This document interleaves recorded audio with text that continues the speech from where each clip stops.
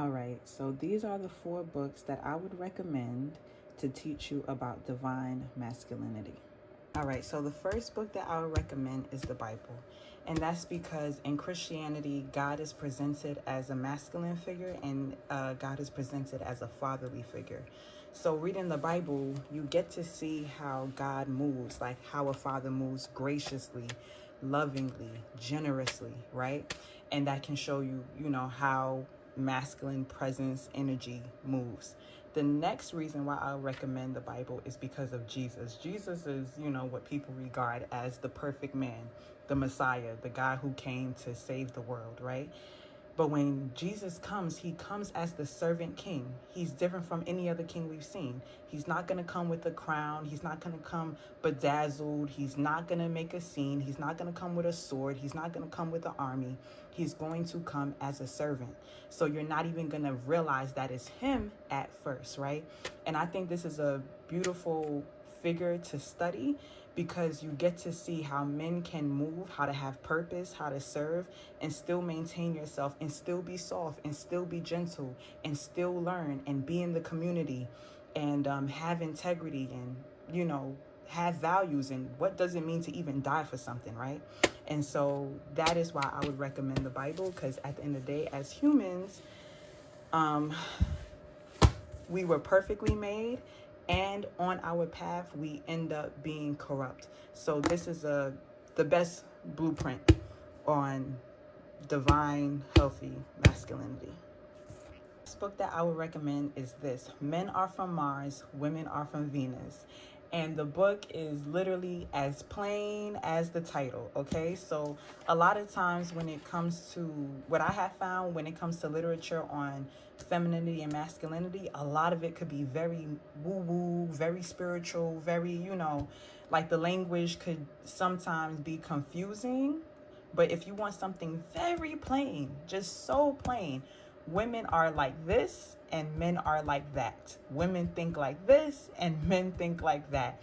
It's so plain, 101. And I think it's funny too. I think this book has a little bit of humor in it, and highly recommend. The next book I'll recommend is The Way of the Superior Man. I know. The title is very off-putting, and I feel like in this day and age, it almost comes off as like manosphere type, foolishness, but it's really not that at all.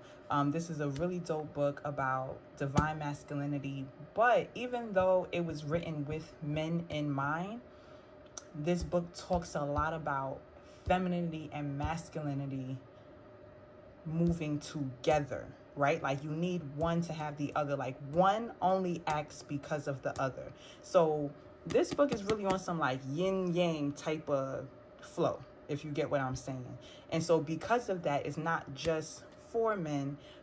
Anybody of any gender can read this. So I would highly recommend this book. Like this book, run, don't walk. And then the last book I would recommend is Sister Souljah, Midnight. If you're familiar, then you already know Midnight is a character in The Coldest Winter Ever, which is Sister Souljah's first fictional book. And Midnight has an entire series.